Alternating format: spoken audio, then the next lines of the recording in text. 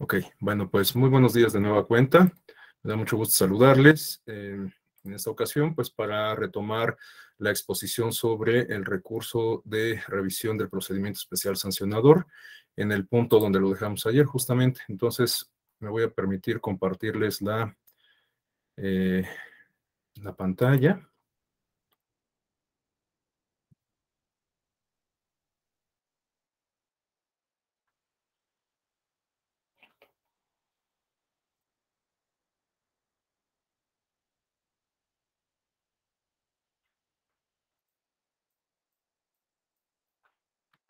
Mm, No sé por qué no me permite compartirla.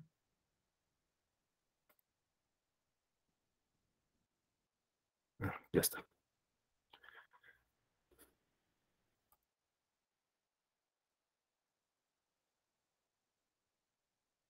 Listo. Bueno, pues ayer alcanzamos a comentar algunos aspectos de la reforma 2014. Hicimos mención de la configuración o reconfiguración del sistema electoral en su conjunto, en razón de que se modificaron algunas atribuciones y competencias que hasta antes de la reforma asistían, por un lado, al Instituto entonces Federal Electoral y por otro lado a los institutos electorales locales, que de hecho a partir de la reforma del año 2014 reciben esta denominación genérica de OPLES, organismos públicos locales electorales. También comentamos cómo se reguló la figura de las candidaturas independientes. Señalábamos que es una figura que se reconoció en la Constitución desde el año 2012, pero no fue sino hasta el año 2014 que se regularon algunas cuestiones para ponerla en operación.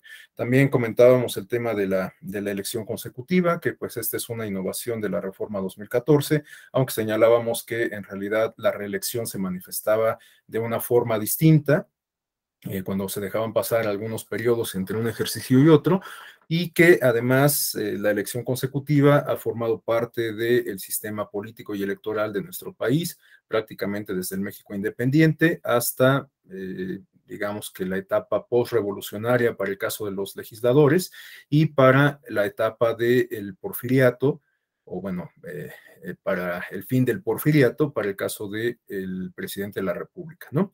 Es curioso que el tema de la reelección haya sido enarbolado originalmente por Porfirio Díaz para protestar, para oponerse a la reelección del presidente Benito Juárez y que después lo haya hecho de nueva cuenta respecto a la reelección de Lerdo de Tejada.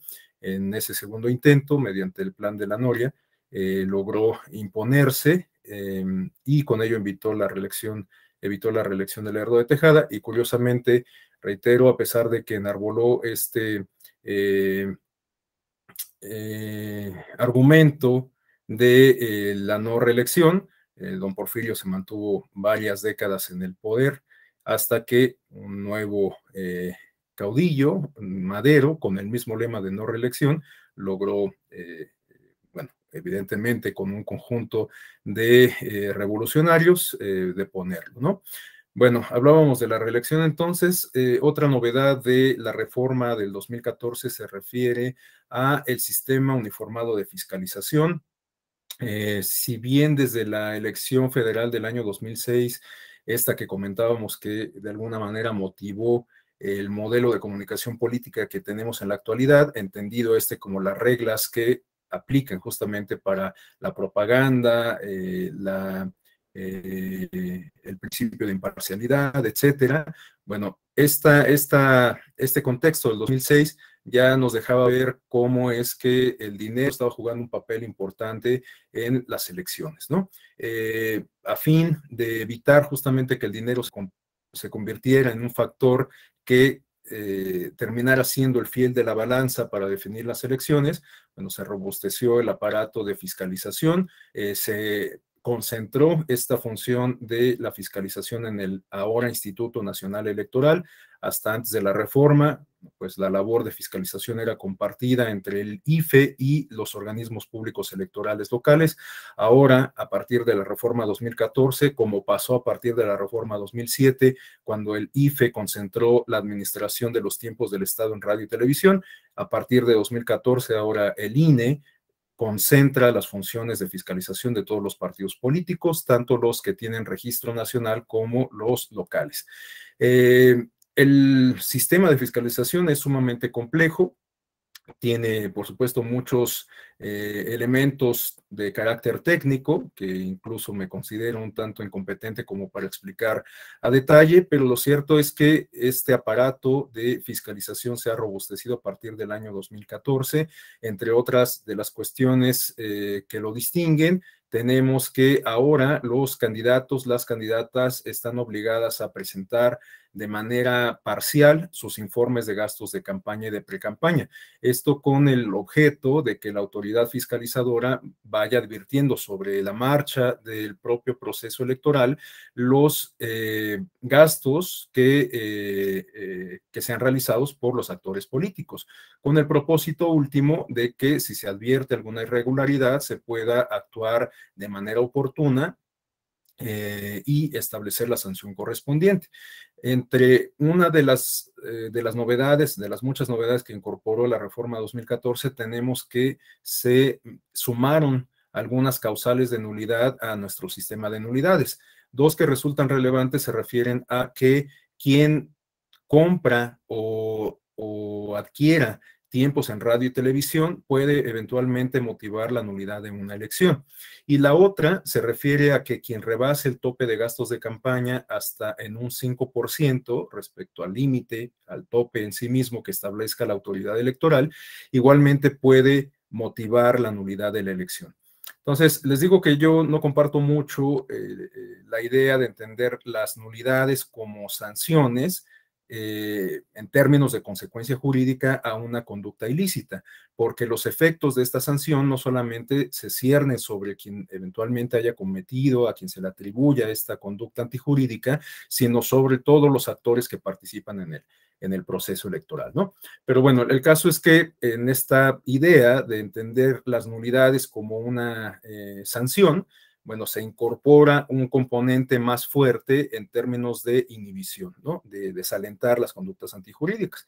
Entonces, bueno, pues puede ser que pues esta posibilidad reconocida en la ley de que si alguien rebasa el tope de gastos de campaña, vulnera el principio de equidad en la contienda y por lo tanto puede motivar que la autoridad competente declare la nulidad de la elección, puede ser que tenga un mayor componente inhibitorio, ¿no? Hasta el momento no hemos tenido ninguna experiencia de este tipo, no tenemos ningún caso en donde se haya decretado la nulidad por el rebase de tope de gastos de campaña, pero bueno, pues la disposición está ahí. ¿Esto por qué lo comento? Pues porque forma parte de este robustecimiento del sistema de fiscalización, ¿no? Hasta antes de la reforma 2014, ustedes recordarán que cuando se lograba acreditar que algún actor político, un partido, un candidato, había rebasado el tope de gastos de campaña, resulta que este candidato, si hubiese ganado la elección, pues ya había tomado posesión del cargo cuando se llegaba a esta conclusión por parte de la autoridad fiscalizadora, ¿no? De tal suerte que la sanción que le correspondía era pues una multa por lo regular. En algunas ocasiones pues la multa era considerable, pero en realidad no tenía un impacto realmente significativo en razón de que pues el actor, el partido o candidato, pues a partir de la vulneración de que era ganar las elecciones, ¿no? Esto, aunque suene muy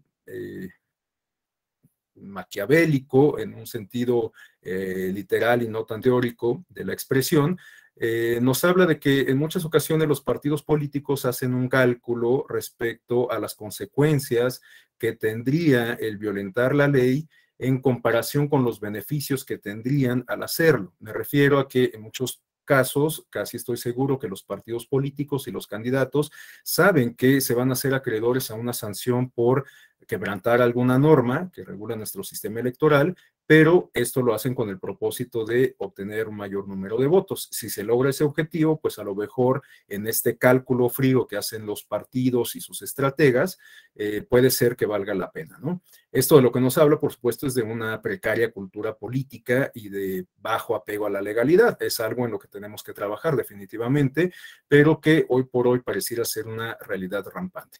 El caso es que este sistema de fiscalización establece más mecanismos y más eficientes para identificar estas posibles infracciones a la ley y actuar con toda oportunidad. Por ejemplo, en estas elecciones del año pasado que fueron concurrentes, ustedes recordarán estos casos de los candidatos postulados por el partido Morena a las gubernaturas de Michoacán y de Guerrero.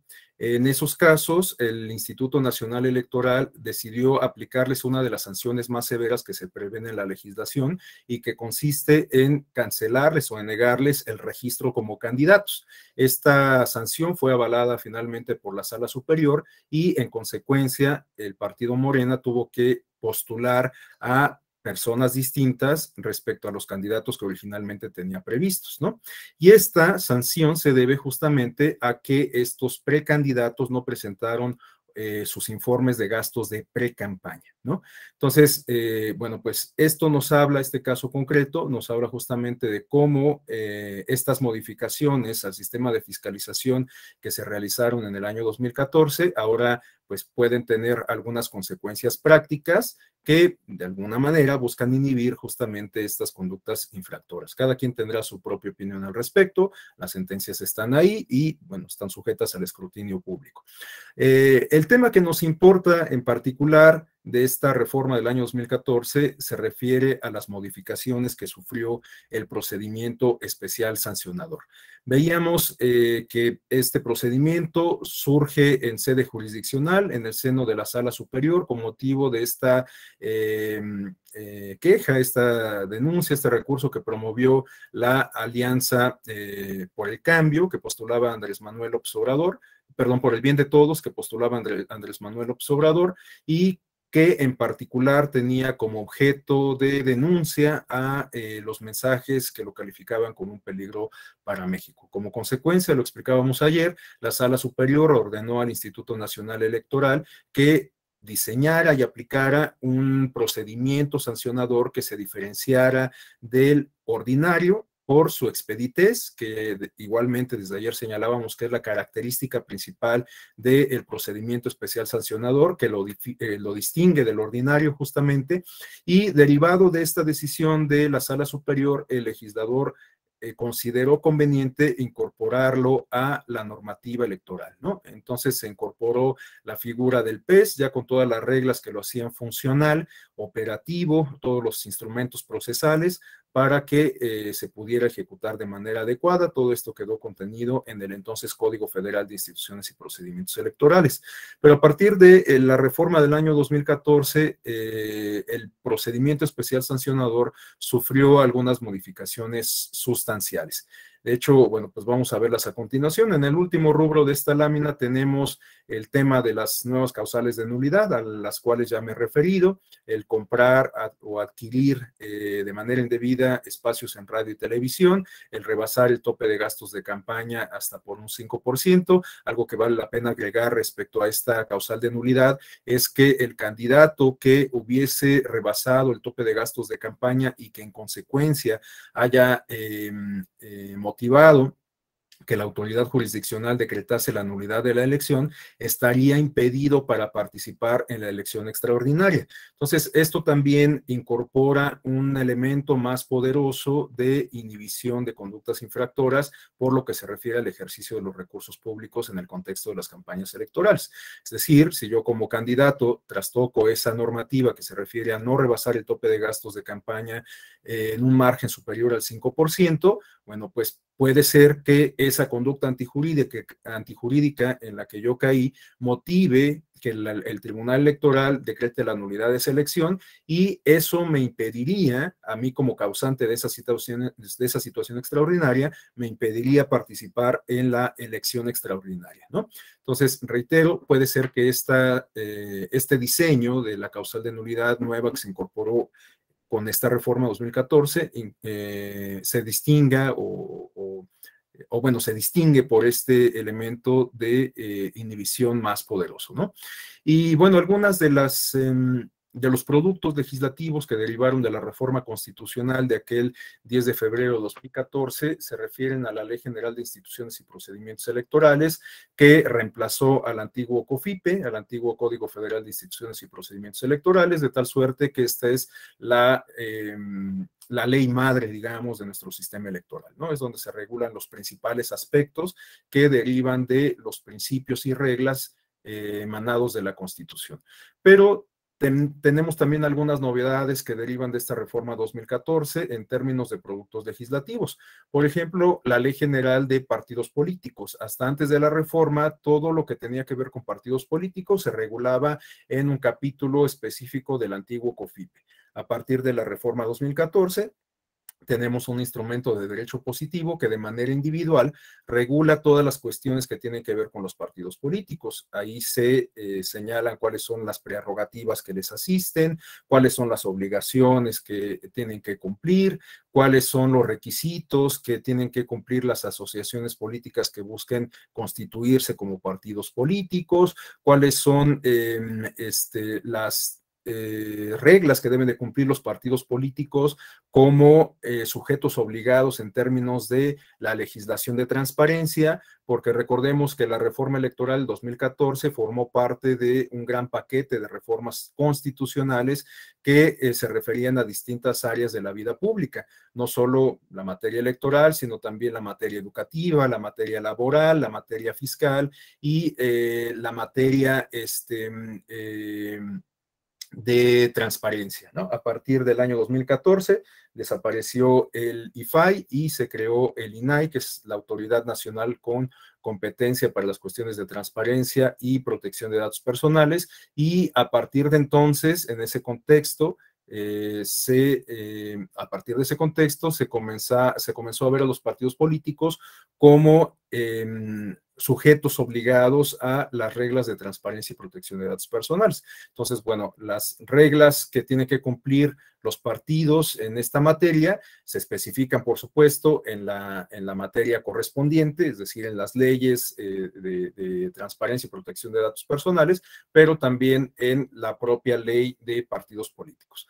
Bueno, tenemos también que se promulgó como derivado de la reforma constitucional de 2014 en materia político-electoral, la Ley Federal de Consulta Popular. Apenas el año pasado tuvimos un ejercicio de Ley Federal de Consulta Popular en los términos que establece este instrumento en particular, porque hasta antes de esta experiencia, pues no habíamos contado con una en este sentido. Recién que se aprobó la Ley Federal de Consulta Popular, se plantearon por ahí algunas iniciativas de los partidos políticos respecto a reducir el número de diputaciones de representación proporcional, respecto a incrementar el salario mínimo y algunas otras cuestiones. Estos intentos, estas iniciativas no procedieron porque de acuerdo al diseño institucional y jurídico que se estableció para la consulta popular, hay ciertos temas que están vedados y que no pueden ser sometidos a consulta. Por eso es que la pregunta que se somete a consulta mediante un ejercicio de esta naturaleza tiene que pasar por la revisión de la Suprema Corte de Justicia de la Nación. Recordemos que este ejercicio práctico que tuvimos el año pasado, que fue particularmente impulsado por el presidente de la República y por el partido que lo postuló a ese cargo y sus partidos aliados, tenía como propósito consultar a la ciudadanía si estaría de acuerdo en que, lo estoy sintetizando demasiado, en que se llevase a juicio político a los expresidentes, ¿no? Bueno, esta pregunta que se sometió a consideración de la ciudadanía tuvo que pasar por el aval de la Suprema Corte de Justicia de la Nación, porque reitero, hay ciertos temas que están vedados. En esas experiencias que yo comentaba de poner a discusión el tema de los salarios mínimos, el tema de las candidaturas plurinominales, no se lograron concretar justamente porque desde la Constitución se establece que estos temas vedados se refieren, por ejemplo, a los derechos humanos, a las cuestiones electorales, a los ingresos y egresos, el presupuesto público en general, entre otras cuestiones, ¿no? Estos temas que podríamos considerar como pilares del Estado mexicano. Justamente, pues no podríamos someter a consulta o a consideración de la ciudadanía uno de los elementos que consideramos pilares de nuestro sistema político. Pensemos lo que significaría someter a consideración de la ciudadanía alguna cuestión relacionada con los derechos humanos, por ejemplo, ¿no? Y de hecho, en parte, por eso resultó tan polémica esta consulta popular del año pasado, porque finalmente el trasfondo de la pregunta, lo que subyacía a la pregunta, era una cuestión de justicia, ¿no? De procuración de justicia. Entonces, algunos expertos consideraban que pues a todas luces, este era un tema que no debió haber sido avalado por la Suprema Corte de Justicia de la Nación, en el entendido de que si alguien es responsable de algún delito y hay pruebas suficientes para acreditar tal delito, pues no tendría que consultarse a la ciudadanía si se puede proceder judicialmente contra esta persona, ¿no? Es un ejercicio que generó mucha polémica, pero que, reitero, pues ya se hizo conforme a las reglas que establece la Ley Federal de Consulta Popular.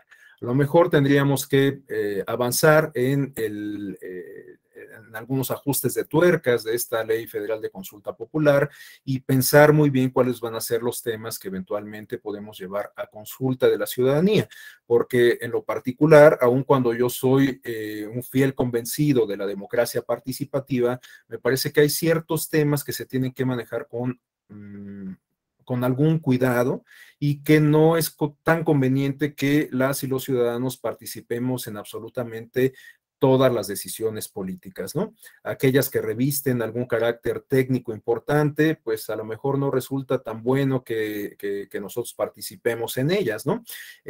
Y algunos otros temas que digamos que tienen un fondo más de tipo moral o ético, que a lo mejor igualmente no resulta tan conveniente que participemos todos en la toma de decisiones. Para ustedes, bueno, reitero que doy por hecho que la mayoría de ustedes son abogadas y abogados, seguramente en su formación académica han revisado estos ejemplos clásicos de Jesucristo y de Sócrates y por qué no es conveniente el poner a consulta popular la aplicación de la ley, ¿no? Porque no resulta idóneo consultar a la ciudadanía cuando se tiene que aplicar la ley y aplicar, en su caso, alguna pena a alguien que se considere que ha trastocado alguna norma, ¿no?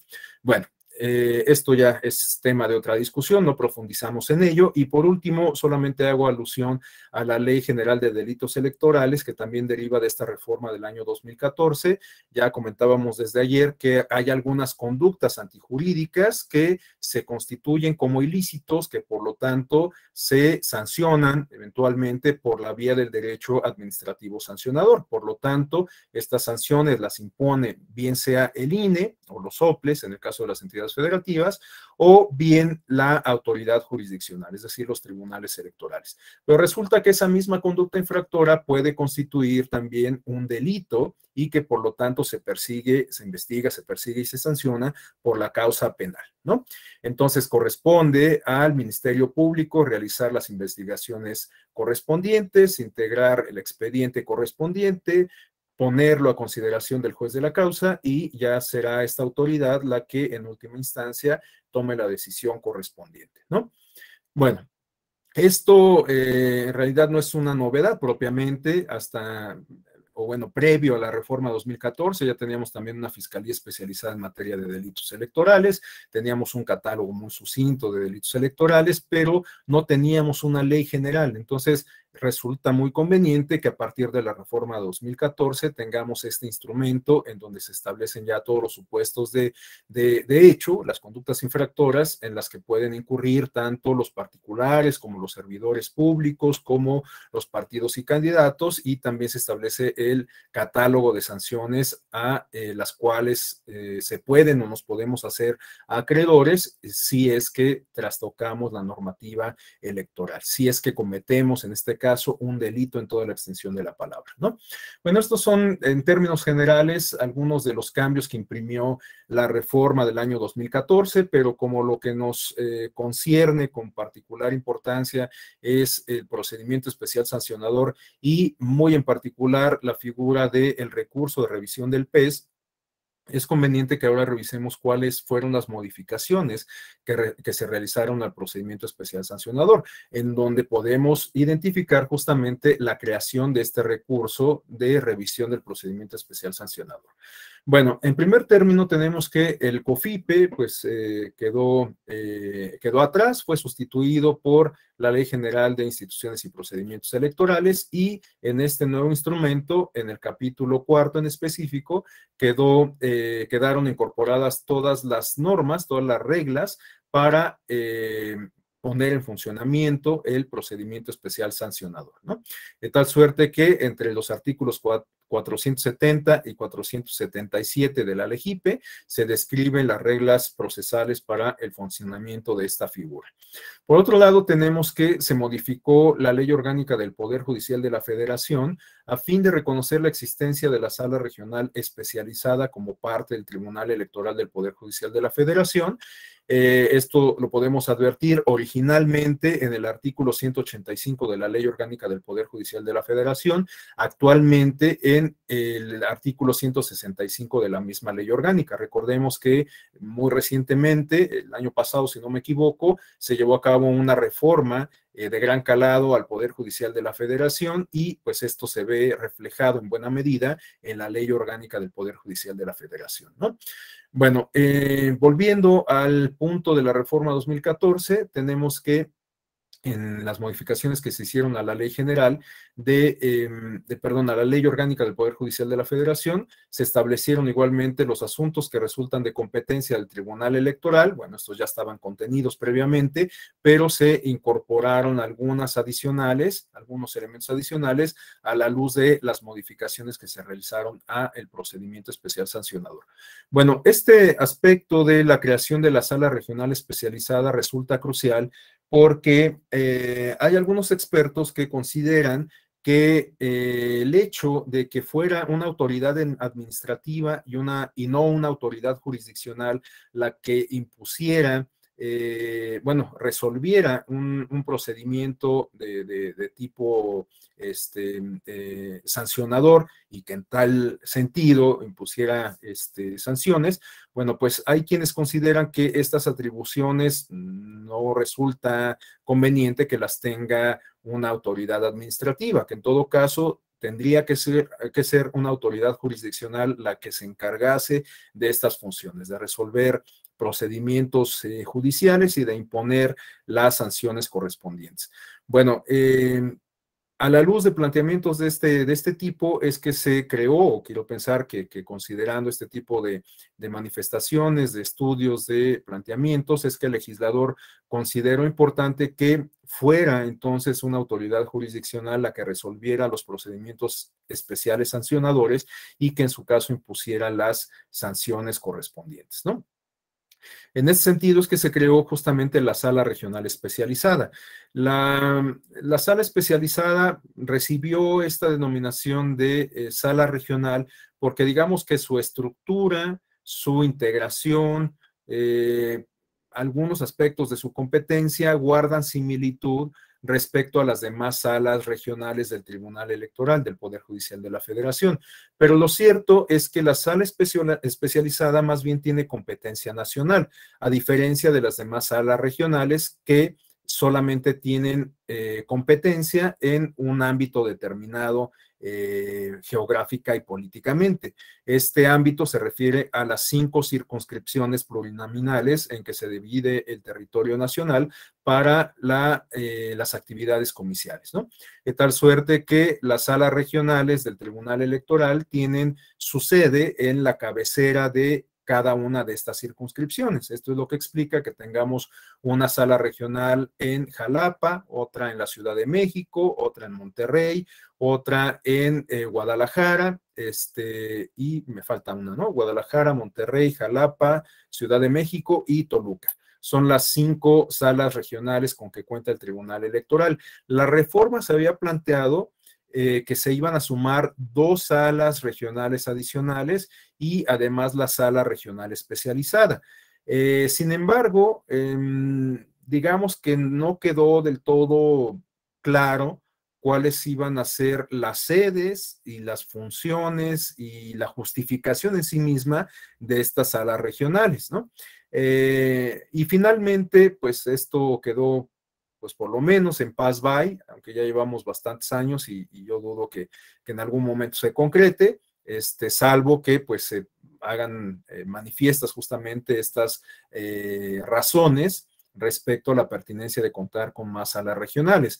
Yo considero que quizás a la luz del volumen de los asuntos jurisdiccionales que deben resolver algunas de las salas regionales, podría ser pertinente que contemos con nuevas instancias de esta naturaleza. Por ejemplo, en el caso de la sala regional Jalapa, que resuelve todos los asuntos que tienen que ver con los comicios que se llevan en Chiapas, en Oaxaca, el número de municipios que tienen estas entidades federativas, bueno, pues el volumen de asuntos contenciosos que llegan hasta allá es bastante grande, ¿no? Entonces, a lo mejor esta pudiera ser una razón como para tener una nueva sala regional. Si ahora se concretan algunas de estas propuestas contenidas en las iniciativas de reforma electoral respecto a suprimir a las autoridades electorales locales, tanto administrativas como jurisdiccionales, es decir, OPLES y tribunales locales, bueno, pues puede ser que en una circunstancia o ante una circunstancia de esta naturaleza se robustezca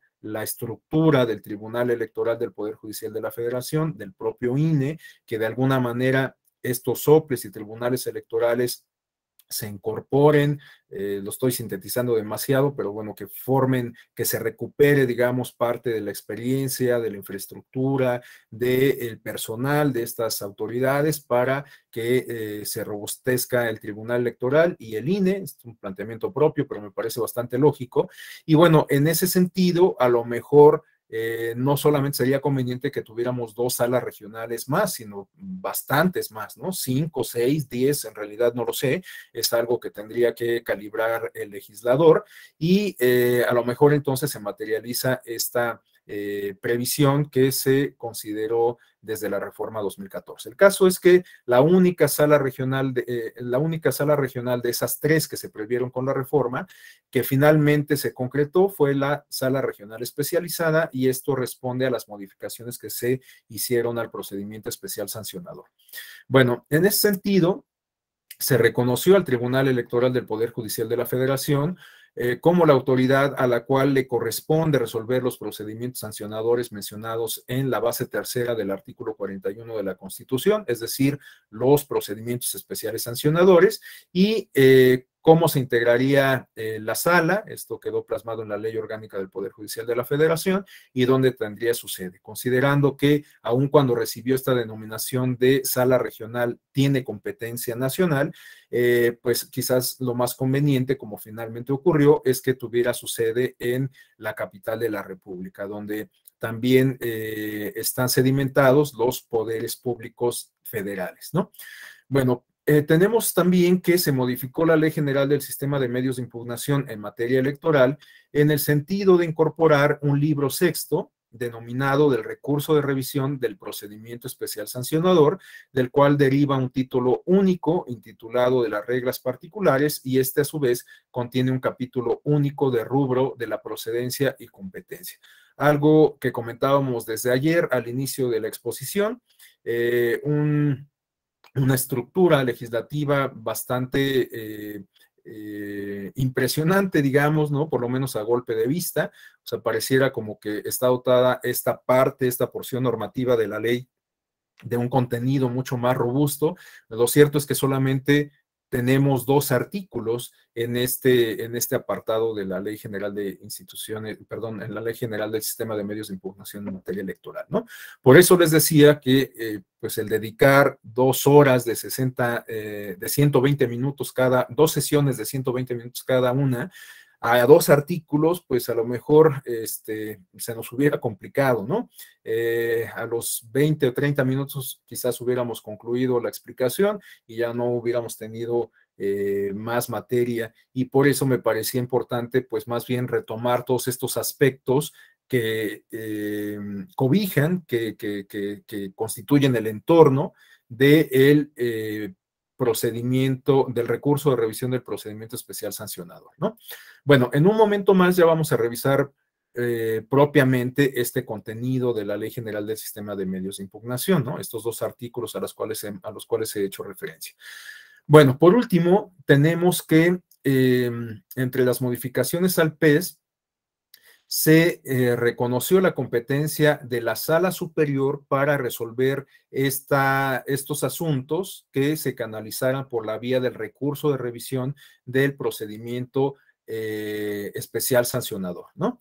En ese sentido, corresponde en exclusiva a la Sala Superior la facultad de resolver las impugnaciones que se presenten, por un lado, respecto a las decisiones de fondo que sean tomadas por la Sala Regional Especializada creada con la reforma del año 2014. Y por otro lado, tenemos que la Sala Superior es igualmente competente para resolver las impugnaciones que se presenten respecto a los acuerdos de medidas cautelares que sean emitidos por el Instituto Nacional Electoral, o bien respecto a los acuerdos de desechamiento que igualmente sean emitidos por el Tribunal Electoral, por el Instituto Nacional Electoral, ¿no?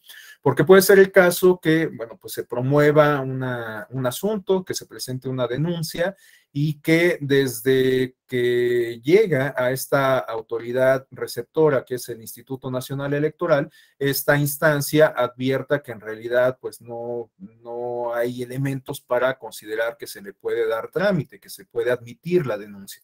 Por lo tanto, pues puede ser el caso que decida desecharla, y esta decisión adoptada por una autoridad administrativa, que es el Instituto Nacional Electoral, puede ser igualmente controvertida ante la Sala Superior a través de esta figura del recurso de revisión del PES.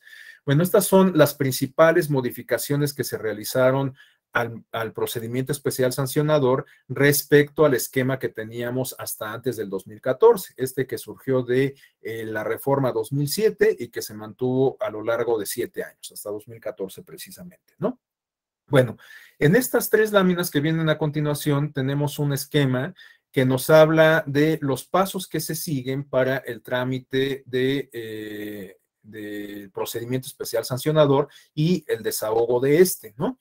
Estoy seguro que pues ya varios de estos aspectos ustedes ya los han revisado, los han comentado y analizado de manera pues, quizás hasta detallada en sesiones previas de este diplomado, o quizás las siguientes de este diplomado, ¿no? Pero pues es inevitable que hagamos alusión a ello, que volvamos sobre ello, para que insertemos el tema que nos ocupa en particular, que es el recurso de revisión del PES. Bueno, en ese sentido tenemos que el primer paso para iniciar un procedimiento especial sancionador consiste evidentemente en la denuncia que se interponga, ¿no? Entonces, el primer paso consiste en la presentación de la queja o denuncia, o bien también el procedimiento especial sancionador se puede iniciar de manera oficiosa por parte del Instituto Nacional Electoral. Es decir, que si el INE como autoridad administrativa, electoral, como una autoridad coadyuvante de la aplicación de la ley, advierte que un actor político está llevando a cabo una conducta ilícita que amerita eventualmente una sanción, o que por lo menos amerita ser investigada, el propio IFE, bueno, lo INE, puede llevar a cabo un procedimiento especial sancionador de manera oficiosa, ¿no? Bueno, entonces el punto de partida es la denuncia o el inicio del procedimiento oficioso por parte del INE. A continuación tenemos que el órgano del INE que recibe o promueva la denuncia remite la denuncia inmediatamente a la unidad técnica de lo contencioso electoral para que sea examinada junto con las pruebas. Este es el siguiente paso, ¿no? Tenemos que enviar, canalizar la denuncia, o bueno, el INE, las instancias internas del INE, tienen que canalizar la denuncia a esta unidad técnica de lo contencioso electoral, junto con las pruebas correspondientes. A continuación, la unidad técnica de lo contencioso electoral examina la denuncia junto con las pruebas. y en un plazo máximo de 24 horas tiene que manifestarse, pronunciarse al respecto. Es decir, que 24 horas después, como plazo máximo de que fue presentada la denuncia, la unidad técnica de lo contencioso electoral debe de pronunciarse respecto a si la admite o respecto a si la desecha. En el caso de un desechamiento, ya quedamos que se puede recurrir ante la autoridad jurisdiccional que está representada por la Sala Superior en este nuevo diseño del procedimiento especial sancionador, ¿no? Entonces, si se desecha la denuncia, el Instituto Nacional Electoral tiene que notificar de manera expedita dentro de un plazo de 12 horas. Ya quedamos que la expeditez es la característica distintiva del procedimiento especial sancionador. En este sentido, ante un desechamiento, debe ser notificado en un plazo máximo de 12 horas. Y bueno, este acto puede ser impugnado ante la Sala Superior del Tribunal Electoral, como ya lo hemos comentado, en un plazo máximo de 4 días, ¿no? Entonces, después de que hayamos sido notificados de que se desechó nuestra denuncia, podemos acudir ante la Sala Superior para impugnar este desechamiento, ¿no? Bueno, la siguiente serie de pasos se refiere a que la unidad técnica de lo contencioso electoral emplaza, en caso de que sea admitida la denuncia, evidentemente, emplaza a las partes a una audiencia de pruebas y alegatos que se tiene que celebrar dentro de 48 horas posteriores a la admisión. Ajá. En este sentido, la unidad técnica de lo contencioso electoral lleva a cabo de forma ininterrumpida, de manera oral, la audiencia de pruebas y alegatos. Con posterioridad, turna el expediente completo, exponiendo en su caso las medidas cautelares y diligencias realizadas, junto con el informe circunstanciado a la sala regional especializada. Porque ya quedamos que en este nuevo esquema de procedimiento especial sancionador, corresponde a la autoridad administrativa recibir la denuncia, llevar a cabo las diligencias correspondientes.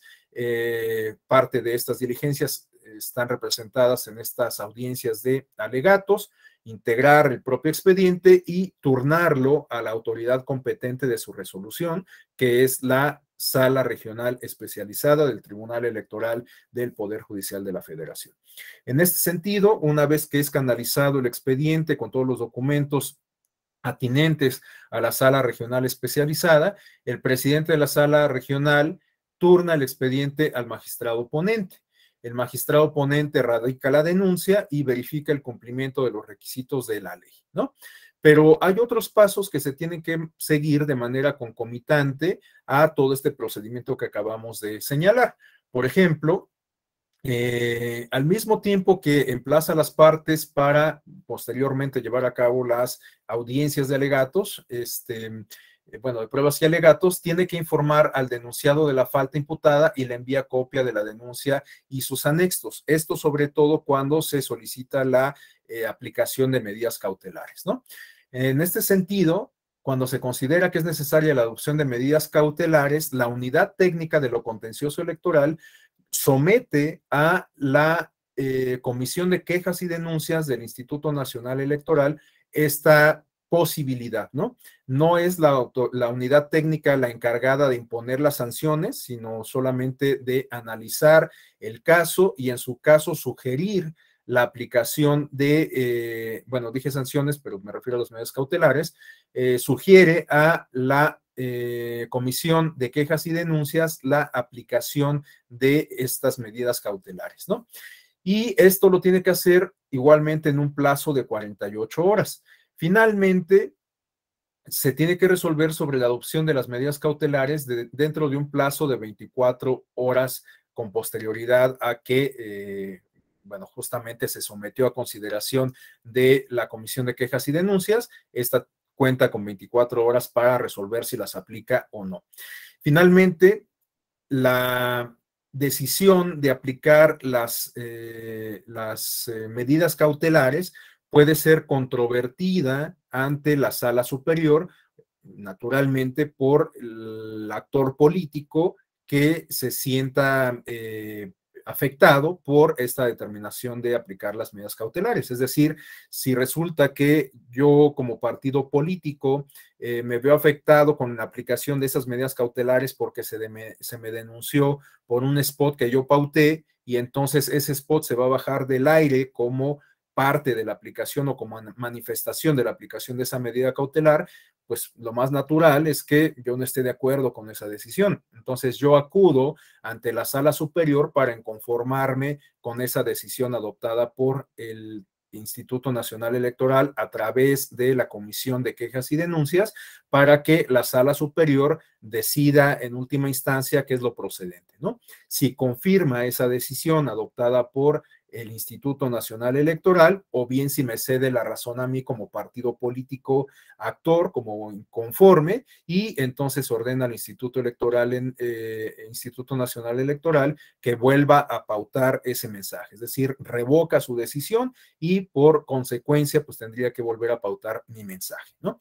Entonces, bueno, esta es, digamos, como la segunda parte de los pasos que se siguen para el desarrollo de un procedimiento especial sancionador. Tenemos algunos elementos adicionales. Tenemos que si existen omisiones o deficiencias en la integración o tramitación del expediente o violación a las reglas de la ley, bueno, esto está planteado en términos de interrogantes, es decir, el Tribunal Electoral tiene que plantearse esta pregunta, si existen omisiones o deficiencias en la integración de tramitación del expediente o violación a las reglas de la ley. Si resulta que advierte que se actualiza alguno de estos supuestos, que hay deficiencias en el expediente, etcétera, entonces la sala regional realiza por sí mismo o bien ordena al Instituto Nacional Electoral la realización de diligencias para mejor proveer, ¿no? Una vez que sean cumplimentadas estas diligencias ordenadas por la sala superior, pasamos a el siguiente asunto. Bueno, evidentemente si la sala regional advierte que el expediente está debidamente adecuado, que no es necesario que el INE lleve a cabo más diligencias para robustecer el expediente mismo, bueno, pues igualmente pasamos al siguiente paso. El siguiente paso consiste en que dentro de las 48 horas siguientes, el magistrado ponente debe poner a consideración del Pleno de la Sala Regional Especializada el proyecto de resolución, ¿no? Y finalmente, en sesión pública, la Sala Regional Especializada debe emitir su resolución en un plazo máximo de 24 horas a partir de que se haya distribuido el proyecto al Pleno, ¿no? Entonces, como podemos advertir, todos los plazos que se establecen para el desarrollo del procedimiento especial sancionador son sumamente breves, ¿no? En realidad están diseñados o planteados en términos de horas y no de días. Este es un aspecto importante que hay que tomar en consideración y de hecho en un momento más volvemos sobre ello. Bueno, finalmente, esta decisión que ha sido adoptada por la Sala Regional Especializada respecto a las cuestiones de fondo del asunto que fue sometido a su consideración, puede ser controvertido ante la Sala Superior, como ya lo hemos comentado, por esta vía del recurso de revisión del procedimiento especial sancionador. Para esto, la propia legislación, es decir, la Ley General del Sistema de Medios de Impugnación en materia electoral, establece un plazo máximo de 3 días. Entonces, una vez que se nos ha notificado la sentencia, nosotros tenemos un plazo máximo de 3 días para acudir ante la sala superior a efecto de inconformarnos con esa decisión adoptada por la sala regional especializada. Bueno, a continuación vamos a entrar en el punto medular que se refiere justamente a las reglas de procedencia del procedimiento especial sancionador. Del recurso de revisión del procedimiento especial sancionador. Aquí me faltó esa parte. Bueno, entramos a esta parte de las reglas de procedencia del recurso de revisión del PES. Estos dos artículos a los cuales he hecho alusión reiteradamente se refieren al artículo 109 y al artículo 110. El primero está integrado por 3 párrafos y el segundo únicamente por 1. Bueno, en el primer párrafo de este artículo 109 tenemos que la Ley General del Sistema de Medios de Impugnación en materia electoral, establece que el recurso de revisión del PES es procedente en tres supuestos básicos, tres supuestos elementales. Respecto a las sentencias dictadas por la Sala Regional Especializada del Tribunal, estas sentencias que resuelvan las cuestiones de fondo sobre los asuntos que se tramiten por la vía del procedimiento especial sancionador. También la Sala Regional, la Sala Superior puede resolver por la vía del recurso de revisión del PES los acuerdos de medidas cautelares que emita el Instituto Nacional Electoral o bien los acuerdos de desechamiento del propio Instituto Nacional Electoral, ¿no? Estos son los tres supuestos respecto a los cuales resulta procedente el recurso de revisión del procedimiento especial sancionador, que es competencia en exclusiva de la Sala Superior. Entonces, bueno, esto de hecho se hace enfático, se hace explícito en el segundo párrafo. Tenemos que la Sala Superior del Tribunal Electoral será competente para conocer de este recurso. Y en el último párrafo tenemos en la cuestión de los plazos. Tenemos que el plazo para impugnar las sentencias emitidas por la Sala Regional Especializada será de 3 días, contados a partir del día siguiente al que se haya notificado la resolución correspondiente, con excepción del recurso que se interponga en contra de las medidas cautelares emitidas por el instituto, en cuyo caso el plazo será de 48 horas. Es decir, que para controvertir una sentencia emitida por la Sala Superior tenemos 3 días, por la Sala Regional Especializada tenemos 3 días, y para controvertir un acuerdo de adopción de medidas cautelares del INE tenemos un plazo de 48 horas. Pero si ustedes se fijan, aquí falta algo, ¿no? Sí alcanzan a advertir qué es lo que falta acá. ¿Cuál es el plazo que falta señalar aquí?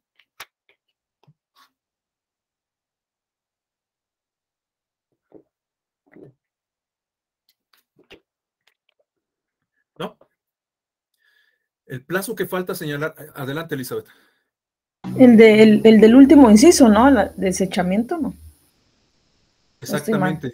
Aquí falta señalar cuál es el plazo correspondiente para controvertir los acuerdos de desechamiento de el procedimiento especial sancionador. Pero aun cuando no se hace explícito, esto se salva en función de lo que establece el artículo siguiente, el artículo 110, que es el segundo de este apartado de la Ley General del Sistema de Medios de Impugnación en materia electoral. Tenemos que este artículo 110 establece que para la tramitación, la sustanciación y la resolución del recurso previsto en este libro, es decir, del recurso de revisión del PES, serán aplicables en lo conducente las reglas del procedimiento establecidas en esta ley, las reglas comunes a todos los medios de impugnación, y en particular las señaladas en el recurso de apelación contenidas en el título tercero del libro segundo. Es decir, que el legislador, quizás por economía procesal, quizás por técnica legislativa, quizás por omisión, la verdad es que no sabemos, cada quien podrá dar su propia interpretación al respecto, pero el legislador finalmente no desarrolló un apartado tan robusto, tan claro, creo, tan completo en comparación con las demás figuras de los medios de impugnación contenidas en esta legislación, ¿no? En todos los demás casos, el GIN, el RAP, el recurso de revisión, etcétera, todos los demás medios de impugnación, pues están como muy bien desarrollados. Hay un apartado respecto a la procedencia, respecto a las sentencias, respecto a la sustanciación, etcétera, ¿no? En el caso del REP, pues pareciera como que pues quedó ahí un poquito mocho, ¿no? De hecho, es muy contrastante la estructura de este medio de impugnación en comparación con los demás. Pero bueno, les decía que finalmente, pues por lo menos este párrafo resulta pues un tanto compensatorio respecto a esa falta de diseño legislativo y en consecuencia de un diseño procesal, ¿no? Porque tenemos que esta omisión legislativa respecto a no señalar cuál es el plazo para combatir los acuerdos de desechamiento del Instituto Nacional Electoral, bueno, pues tenemos que el Tribunal Electoral del Poder Judicial de la Federación considera que a la luz de lo que establece este artículo 110 de la legislación, el plazo para controvertir los acuerdos de desechamiento es de 4 días, considerando lo que establece la Ley General del Sistema de Medios de Impugnación respecto a el RAP, el recurso de apelación, ¿no? Y de hecho, la Sala Superior, este criterio que adoptó para, digamos, cubrir ese hueco, esa omisión legislativa, lo hizo a través de la acuñación de una jurisprudencia, ¿no? Tenemos justamente la jurisprudencia a la cual estoy haciendo referencia en pantalla. Es la jurisprudencia 11-2016 de rubro recurso de revisión del procedimiento especial sancionador, el plazo para impugnar los acuerdos de desechamiento o incompetencia para conocer de una denuncia es de 4 días, ¿no? Entonces, bueno, pues el contenido de la jurisprudencia me parece que es bastante claro. Se establece que de conformidad con lo dispuesto en el artículo 109, párrafo 1 de la Ley General del Sistema de Medios de Impugnación, procede el recurso de revisión del PES, entre otras cosas, contra las medidas cautelares y el acuerdo de desechamiento de una denuncia, ¿no? Eso sí está claro en ese artículo 110. Y en el párrafo 3 del mismo artículo 110, que ya revisamos recién, se establece como regla específica que el plazo para impugnar las medidas cautelares es de 48 horas. Eso también está perfectamente claro. Sin embargo, se señala en la propia jurisprudencia, toda vez que en dicho precepto no se prevé un plazo para impugnar los acuerdos de desechamiento o incompetencia de una denuncia, pero que en el artículo 110, párrafo 1 de la ley referida, se establece que para la tramitación, sustanciación y resolución del recurso de revisión del PES son aplicables en lo conducente las reglas del procedimiento establecidas para el RAP, para el recurso de apelación, es entonces conveniente considerar que el plazo para impugnar tales actos, los de desechamiento o de incompetencia, los acuerdos de desechamiento o de incompetencia, es procedente para impugnarlos mediante la consideración de un plazo de 4 días, ¿no? Atendiendo a lo que se prevé en el artículo 8 de la Ley General del Sistema de Medios de Impugnación en materia electoral, ¿no? Entonces, bueno, a partir de una interpretación judicial y a partir de un ejercicio de silogismo puro, podemos advertir que finalmente tenemos que para la impugnación de los acuerdos de desechamiento se establece un plazo de 4 días. Bueno, los acuerdos de desechamiento o de incompetencia. Bueno, les decía que es importante tener en consideración las formas en que se contabilizan los plazos. Esto seguramente es algo que ustedes también ya saben, pero vamos a comentarlo rápidamente, únicamente como repaso, ¿no? Tenemos que durante los procesos electorales, de acuerdo a lo que establece el artículo 7 de la Ley General del Sistema de Medios de Impugnación en materia electoral, de acuerdo a esto, durante los procesos electorales, todos los días y horas son hábiles, de tal suerte que los sábados, domingos y días festivos cuentan para la interposición de los medios de impugnación y la realización de actuaciones a cargo de las autoridades electorales. Cuando la violación reclamada se da fuera de los procesos electorales, pues entonces ahí sí tomamos en consideración los sábados, domingos y días festivos, ¿no? De tal suerte que solamente se consideran, digamos, los días que van de lunes a viernes, ¿no? Esto únicamente en los procesos o en los periodos ordinarios. Bueno, a continuación tenemos otro apunte que también resulta importante tener en consideración respecto a cómo se contabilizan los plazos. Tenemos que, de conformidad con lo que dispone esta ley de medios de impugnación en materia electoral, existen 2 formas de contar los plazos, ya sea por horas o por días. En ese sentido, resulta sumamente importante tener en consideración que cuando los plazos se establecen en términos de horas, se cuentan minuto a minuto, ¿no? Y cuando se cuentan en términos de días, estos se contabilizan como unidades enteras, ¿no? Es decir, los días constituyen 24 horas completas y las horas se tienen que contar minuto a minuto. Y de hecho, bueno, esto se explica mejor en el segundo párrafo que aparece en la lámina, ¿no? Tenemos, por ejemplo, que si se desea, si se emite un acuerdo de medidas cautelares que se desea impugnar, y esta sesión donde se adoptó el acuerdo concluye a las 18:21 horas del 15 de agosto del año de la elección, la demanda de impugnación debe presentarse dentro de las 48 horas siguientes, es decir, máximo a las 18:21 horas del 17 de agosto, ¿no? Que es cuando transcurren las 48 horas que establece la legislación, ¿no? En cambio, cuando hablamos de días, pues si se establece un plazo de 3 días, por ejemplo, tomamos igualmente como referencia el 15 de agosto, que fue cuando se llevó a cabo el acuerdo, se nos notifica el día siguiente, tenemos un plazo de 3 días. Bueno, a partir de ese día en que recibimos la notificación, contabilizamos los 3 días y tenemos hasta las 23:59 horas del último día para promover el recurso de revisión del PES, ¿no? Entonces, esta parte es importante tenerla en consideración. Sé que pues ya deben de haberlo visto con anticipación en estos contenidos del diplomado. Solamente es conveniente tenerlo presente como repaso a la luz de lo que estamos discutiendo. Bueno, a continuación vamos a revisar un nuevo esquema sobre un asunto absolutamente hipotético en donde podemos advertir, digamos, cuáles son los pasos que en la práctica se siguen a la luz de lo que establece la legislación para presentar y, en su caso, la autoridad competente, resolver los recursos de revisión del procedimiento especial sancionador, ¿no? En ese sentido, de acuerdo al diseño que hemos descrito del actual procedimiento especial sancionador, resulta muy interesante que la resolución de un procedimiento especial sancionador puede eventualmente tener la intervención de 3 autoridades distintas y contar con 4 resoluciones sobre un mismo asunto, ¿no?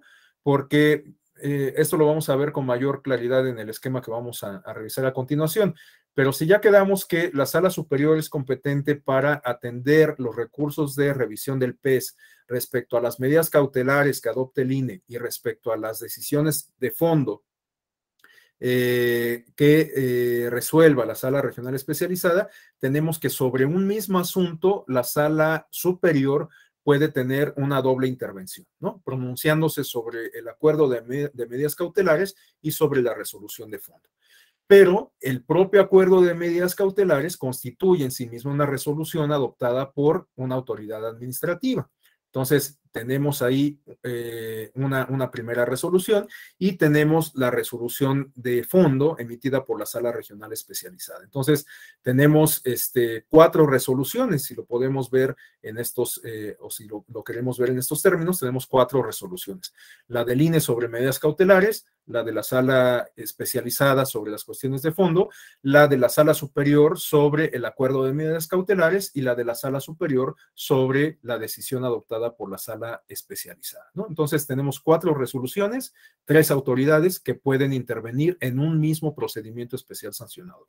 Es una cosa muy curiosa a la luz del diseño de este procedimiento especial sancionador que tenemos desde el año 2014. Bueno, a continuación tenemos estos esquemas en donde podemos advertir, pues igualmente los pasos que se siguen para la promoción y desahogo del recurso de revisión del PES.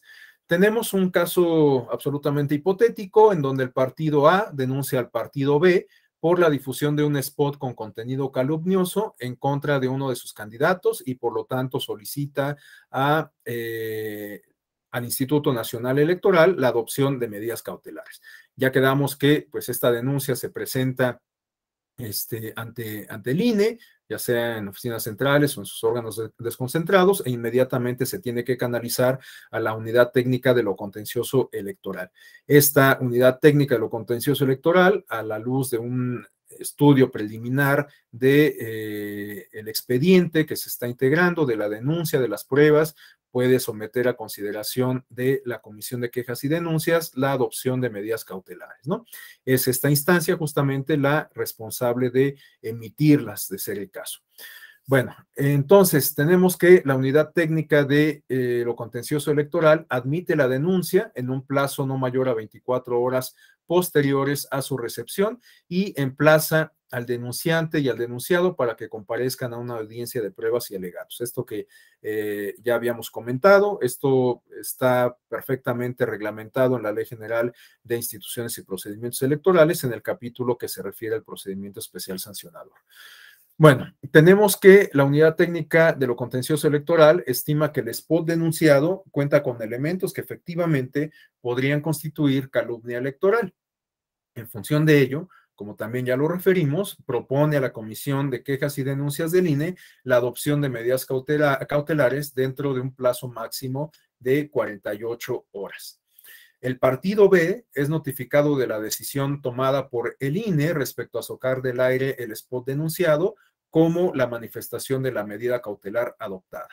En este sentido, el partido B, que es quien se ve afectado por esta determinación de la autoridad administrativa, se ve afectado porque desclasifican o, bueno, sacan del aire un spot previamente pautado. Bueno, tiene 48 horas para presentar un recurso de revisión del procedimiento especial sancionador ante el mismo INE como autoridad responsable.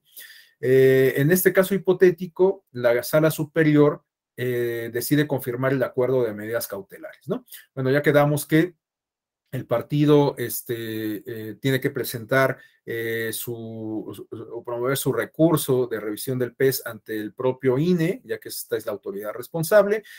Tiene que remitir el expediente ante la sala superior y corresponde a la sala superior, de acuerdo a lo que establece la legislación, resolver el asunto respecto a la adopción de medidas cautelares del Instituto Nacional Electoral, ¿no?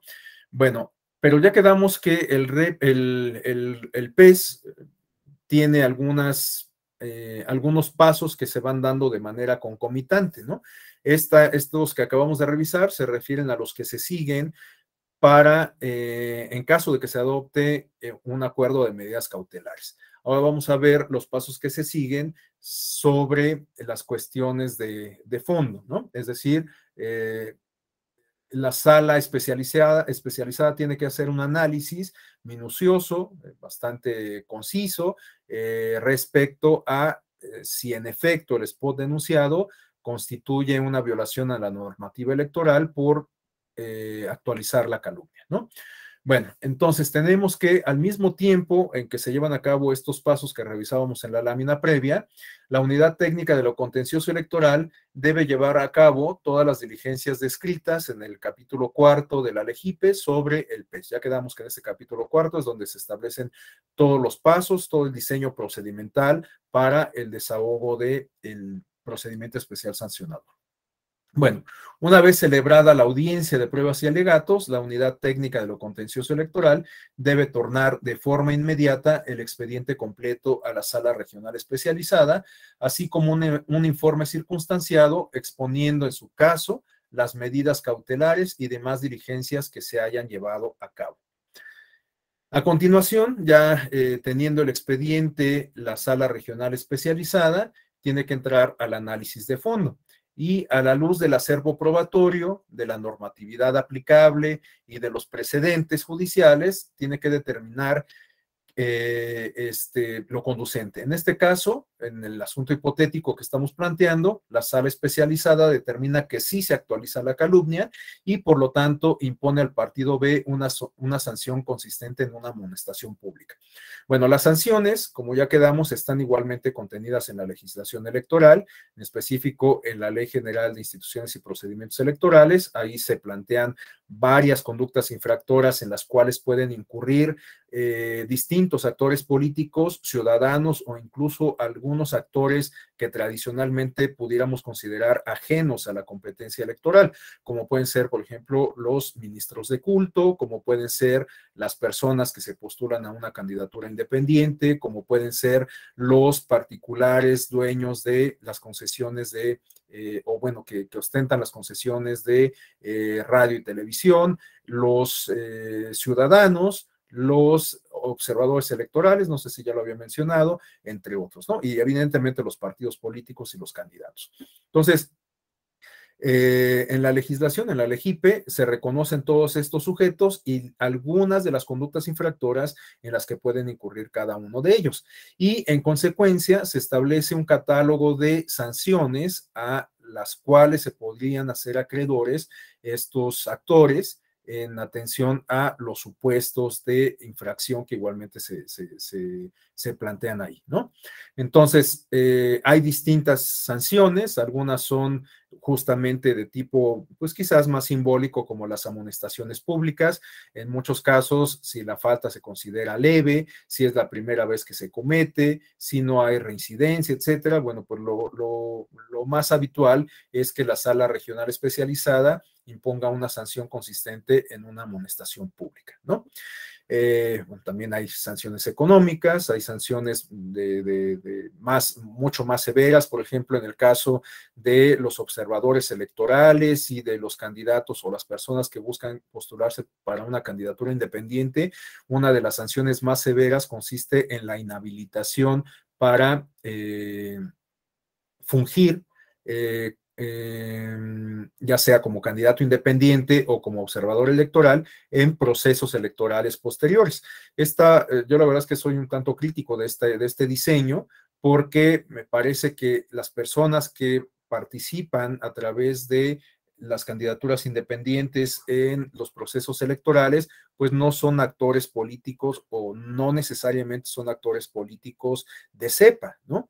Puede ser que pues yo como líder de tianguistas, como representante de una asociación de transportistas o qué sé yo, deseo postularme a una candidatura independiente. Entonces, en realidad, yo no pertenezco a un partido político, no he sido nunca representante popular, pero pues me interesa incursionar en la política, ¿no? Entonces, no soy una figura política tradicional.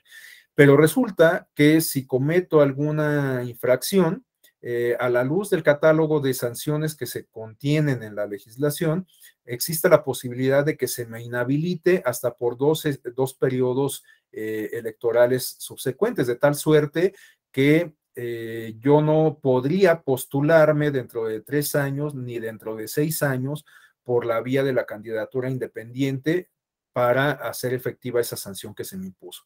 Claro, es una sanción que resulta muy severa y en consecuencia se tendría que aplicar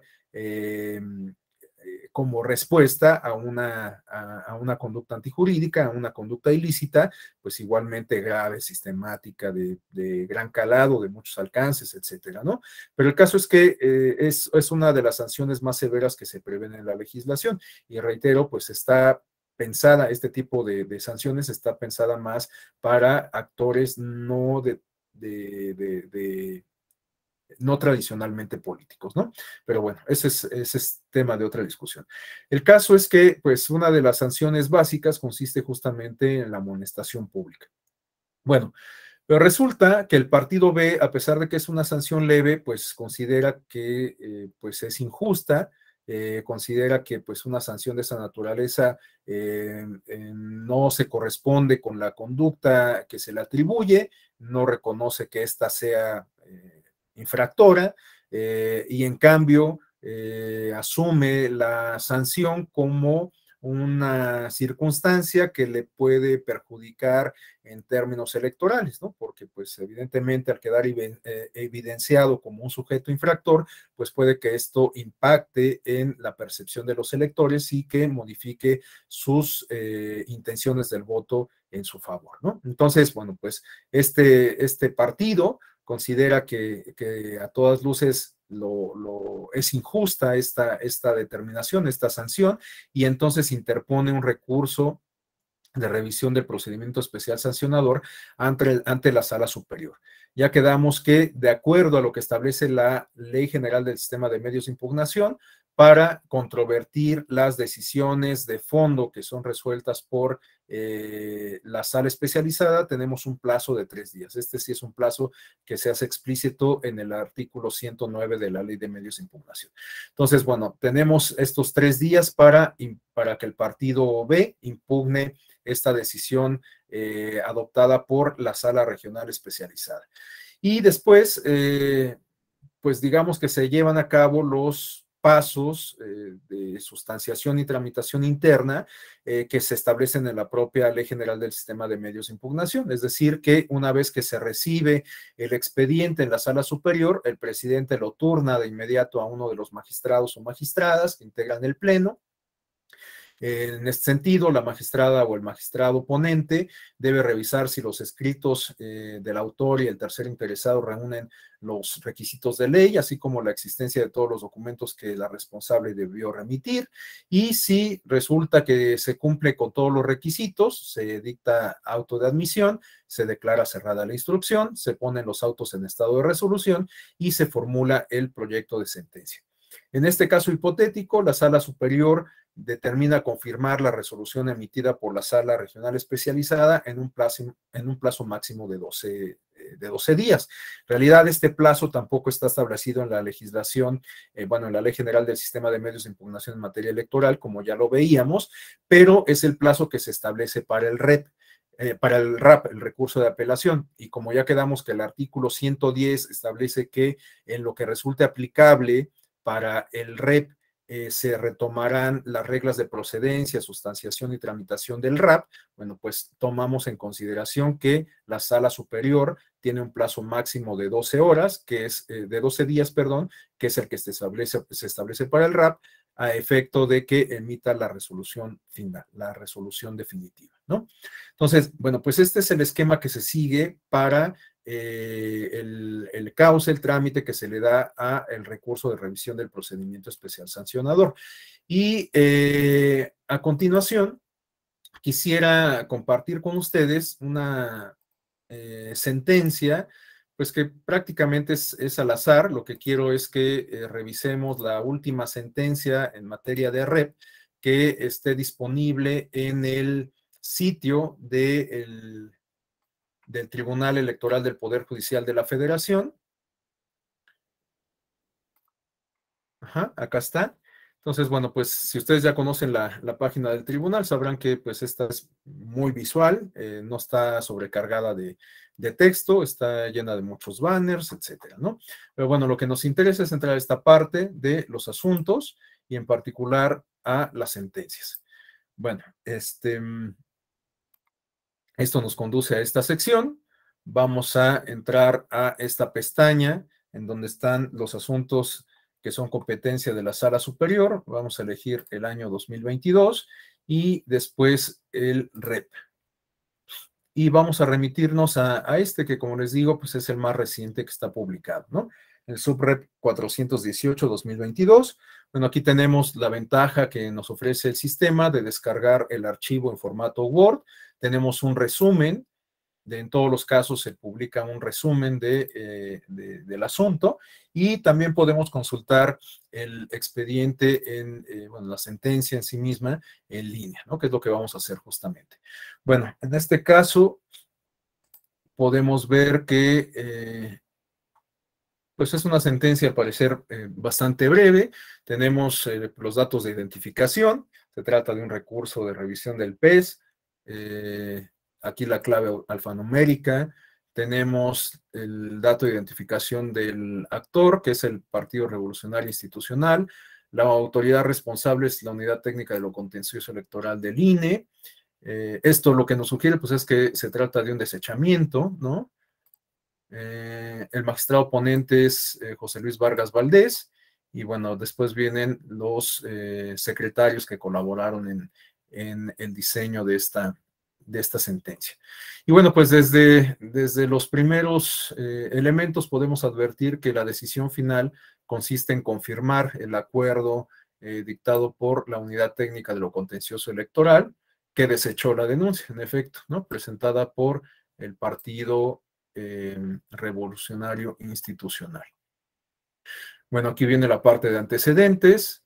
Tenemos que el 31 de mayo el PRI denunció a Morena por la difusión de propaganda electoral en sus cuentas de Twitter e Instagram, en las que utilizó una imagen y frases de Andrés Manuel López Obrador para supuestamente posicionar a esa opción política en los procesos electorales en curso. En la misma fecha, la Unidad Técnica de lo Contencioso Electoral desechó la denuncia al considerar que los hechos no constituyen una violación en materia electoral. Inconforme con esto, el PRI interpuso el presente el presente recurso de revisión del PES. Bueno, los datos de recibidas las constancias en este órgano jurisdiccional, el magistrado presidente acordó integrar el expediente y turnarlo a la ponencia del magistrado Vargas. En su oportunidad, el magistrado instructor radicó el expediente, admitió la demanda y, al no existir diligencia alguna, cerró la instrucción, quedando el asunto en estado de dictar sentencia. Vienen algunos de los aspectos formales que distinguen a todas las sentencias, esta parte respecto a la competencia, el marco normativo que faculta a la Sala Superior para resolver este asunto. Justamente aquí se refiere, ¿no? El artículo 109, párrafos 1, inciso C y 2 de la Ley General del Sistema de Medios de Impugnación en materia electoral, parte de lo que acabamos de revisar. Bueno, esta parte de la justificación para resolver por videoconferencia, sabemos que a partir de que se declaró por parte de la Organización Mundial de la Salud la pandemia por COVID-19, se adoptó esta modalidad de sesionar de manera remota, aunque bueno, pues esto no se hizo pues, de manera, digamos, informal. Esto quedó reglamentado mediante el Acuerdo General 8-2020, emitido por la Presidencia del Tribunal Electoral. Es algo que nos habla creo yo, de la adopción de las nuevas tecnologías y su aprovechamiento. Yo creo que con independencia de que algún día salgamos de la pandemia, estos esquemas de trabajo a distancia puede que funcionen en el futuro. A lo mejor en adelante, si se mantienen estas modalidades, puede ser que si un magistrado o una magistrada está cumpliendo alguna comisión en algún estado de la República o incluso en el extranjero, porque recordemos que el tribunal tiene vínculos de distinta naturaleza con muy diversas instituciones académicas, jurisdiccionales, de capacitación, de organización electoral, entre las cuales podemos citar la OEA, IDEA Internacional, la Comisión de Venecia, la Universidad de Siena, la Universidad de Toledo, en fin, ¿no? Entonces tenemos mucha vinculación hacia el exterior y eso motiva que eventualmente las y los magistrados cumplan alguna comisión. Bueno, pues en un supuesto de esta naturaleza puede ser que aprovechando las nuevas tecnologías y la sistematización de la experiencia que hemos acumulado en estos 2 años, pues se puedan llevar a cabo las sesiones públicas contando con la participación de este magistrado o magistrada que esté llevando a cabo una diligencia, una comisión en otro lado, pues que participe en la sesión pública de manera remota, ¿no? Bueno, esto es una reflexión personal, pero me parece que es importante que aprendamos de esta experiencia que nos ha dejado el COVID en muchos sentidos. Bueno, después vienen estas cuestiones que se refieren a los requisitos de procedencia. Se advierte que la demanda cumple con los requisitos de forma, ya que se presentó por escrito, consta del nombre y firma del representante partidista, se menciona el domicilio para oír y recibir notificaciones, etcétera, ¿no? Resulta oportuna, ya que le fue notificada la parte actora el 1 de junio, de ahí que si la interposición del presente recurso se generó el 5 siguiente, es evidente que su interposición fue oportuna porque tenemos los 4 días que se establecen, ¿no? A partir de la jurisprudencia, como ya lo comentamos, no en la legislación, sino a partir de la jurisprudencia. Bueno, tenemos la legitimación y personería. Se cumple el requisito porque el recurrente es un partido político nacional que acude por conducto de su representante propietario, se acredita el interés jurídico y también se acredita el principio de definitividad, ya que no se prevé un recurso medio de impugnación que deba ser agotado previamente a la tramitación del recurso del PES. Bueno, aquí viene el contexto del asunto. Se denuncia a Morena porque difundió dos imágenes en sus redes sociales de Twitter e Instagram, que se trató de propaganda electoral para posicionar al partido en las elecciones locales del pasado 5 de junio, en razón de que se utilizó la imagen del presidente de la República en los procesos electorales de Aguascalientes, Durango, Hidalgo, Oaxaca, Quintana Roo y Tamaulipas. Y pues aquí tenemos las imágenes, ¿no? Esta caricatura del presidente de la República, estas frases de sonríe este 5 de junio, ganamos, 6 de 6 para Morena, haciendo alusión a las 6 gubernaturas que se encontraban en disputa, etcétera, ¿no?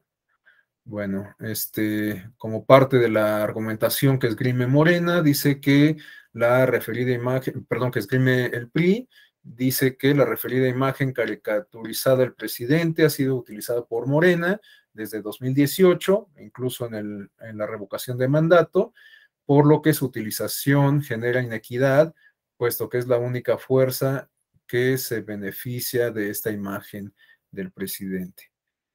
Bueno, en ese sentido, considera que se vulnera el artículo 134, párrafo octavo de la Constitución, así como el 499, inciso E de la Ley General de Instituciones y Procedimientos Electorales, sobre el principio de imparcialidad y la prohibición de la propaganda personalizada, ¿no? Bueno, esta parte es quizás la medular. La Unidad Técnica de lo Contencioso Electoral determinó desechar el escrito de denuncia al considerar que el hecho denunciado no constituía una violación en materia electoral, dado que no encuadraba en alguna de las prohibiciones legales establecidas para los partidos políticos, ya que del análisis de la legislación no se advierte restricción alguna para que los partidos puedan difundir propaganda en la que se haga alusión a frases y o imágenes que hayan sido utilizadas previamente por otros actores políticos. Bueno, esa es la parte argumentativa que sostiene la determinación del INE de desechar el asunto. Bueno, la pretensión del PRI estriba en que se revoque el acuerdo y que se admita a trámite y se sustancie el procedimiento sancionador para determinar la responsabilidad de Morena. Aduce que se vulneró el principio de exhaustividad, es decir, que el INE no fue exhaustivo en el análisis que realizó y considera que los elementos que señaló y aportó el propio PRI eran suficientes para que se iniciara una investigación de los hechos denunciados. Bueno, en el estudio de fondo, la Sala Superior adelanta que se consideran estos agravios como infundados e inoperantes, y aquí vienen las consideraciones. Bueno, esta parte nos la vamos a pasar un poco rápido. Menciona lo que se puede entender por el principio de exhaustividad, ¿no? Al caso concreto, se aduce que, bueno, se vulneró este principio.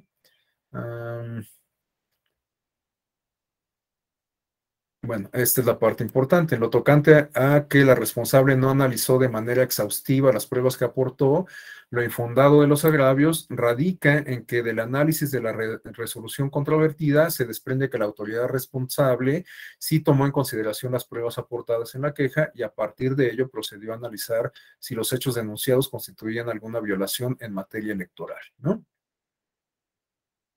Bueno, incluso la Sala Superior advierte que la autoridad responsable solicitó la certificación respectiva de las imágenes que se presentaron como prueba, ¿no? Bueno, se llevó a cabo el acta circunstanciada a fin de dejar constancia sobre el contenido de las ligas de Internet aportadas por el promovente, es decir, que se certificó también la existencia de estas ligas y su contenido.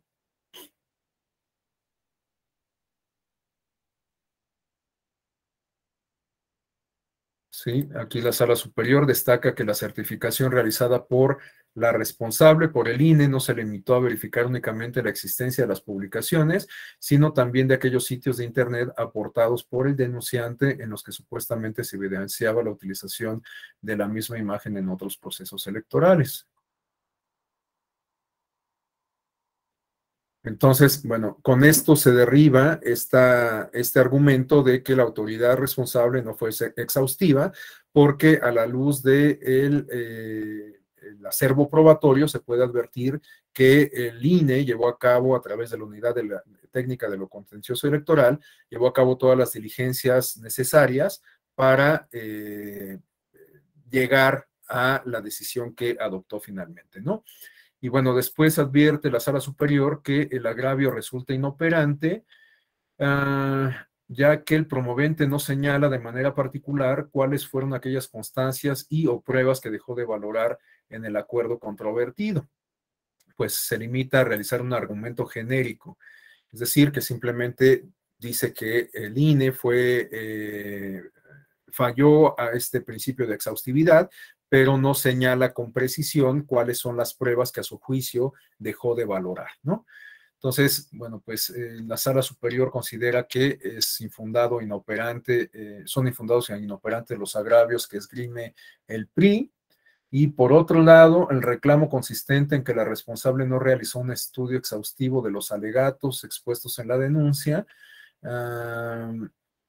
también resulta infundado en una parte e inoperante en la otra. Lo infundado deriva de que el acto impugnado se desprende que la autoridad responsable verificó el marco legal aplicable para determinar si los hechos denunciados podían encuadrar en alguna hipótesis legal de prohibición para los partidos políticos. Es decir, que que la unidad técnica de lo contencioso electoral advierte que no hay una prohibición para que se utilicen imágenes o frases que hayan sido previamente utilizadas por los partidos políticos en campañas electorales previas, ¿no? Entonces no hay una prohibición expresa y por lo tanto pues no se puede señalar, no se puede llegar a la conclusión de que Morena haya caído en una conducta infractora. Bueno, también resulta inoperante el planteamiento, ya que las razones no son combatidas frontalmente por el recurrente, sino que se limita a señalar que la responsable fue omisa en pronunciarse respecto a la campaña sistemática y reiterada por Morena a través de la imagen del presidente de la República, ¿no? Igual, o sea, resultan inoperantes porque los argumentos son de tipo genérico y no precisa realmente cuáles, bueno, no se esgrimen de manera clara cuáles son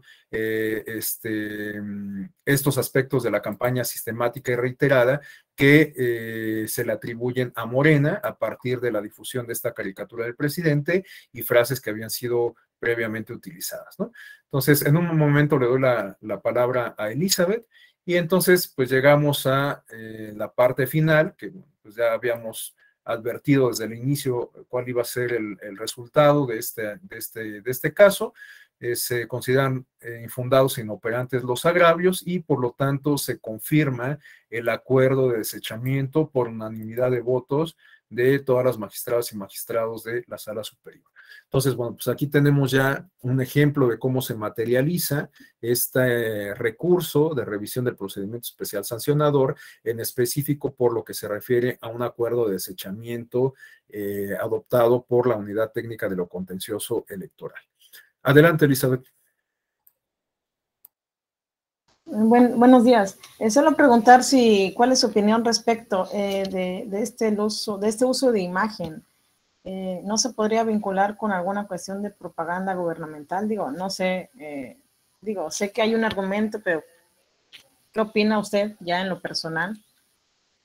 Porque atrás de todos estos mecanismos de impugnación, pues hay una lógica, ¿no? El resguardar ciertos derechos, ¿no? Entonces, independientemente del formalismo y de la ley y de lo que no dijo la ley o no lo establece, yo creo que hay que hacer una interpretación un poquito más histórica o una interpretación de otro tipo que nos ayude a determinar qué es lo que pretendía el legislador al colocar todos esos medios de impugnación.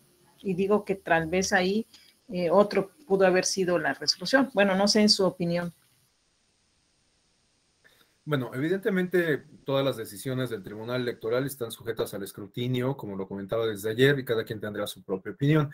Lo particular me parece que esta sentencia pues es consistente con varios de los criterios fijados por el Tribunal Electoral y que digamos que favorecen el ejercicio de la libertad de expresión. En realidad, como bien se señala en la sentencia, pues no hay una prohibición expresa de utilizar frases o campañas o eslogans o figuras que se hayan utilizado previamente por parte de los partidos políticos. A lo mejor puede ser cuestionable que los candidatos, en este caso de Morena, o el propio partido, busque sacar ventaja del posicionamiento y el reconocimiento que tiene el presidente de la República, Andrés Manuel López Obrador, ¿no? Pero en realidad esto no es algo nuevo, es algo que se conoce como political branding, que consiste en beneficiarse del reconocimiento y el prestigio que tiene un tercero. Esto incluso fue discutido en el caso de la elección de Samuel García, el actual gobernador de Nuevo León, pero cuando se postuló para la senaduría por aquella entidad federativa.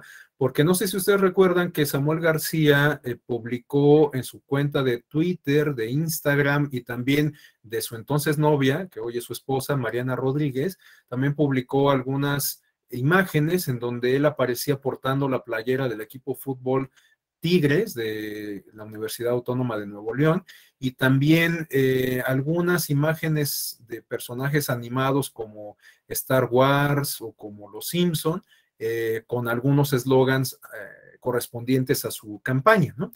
Bueno, en este caso, la Sala Superior adoptó un criterio tanto sui generis porque justamente discutió este tema del political branding, que como les digo, consiste en beneficiarse del reconocimiento que hay de una marca de terceros.